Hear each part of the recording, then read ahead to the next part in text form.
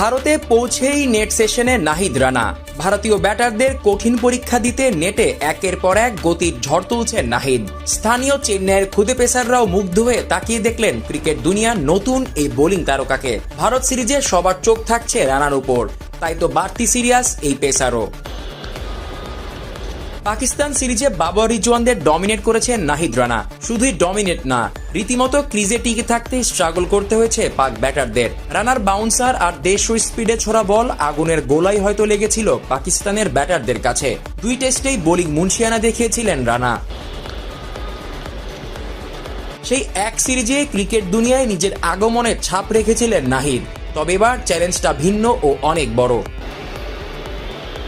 রানার এবারের চ্যালেঞ্জকে দুই ভাগে বিভক্ত করা যায়। প্রথমত, বিশ্ব ক্রিকেটে আগমনের যে বার্তা তিনি দিয়েছিলেন তা ধরে রাখা। ভারত সিরিজে ফ্লপ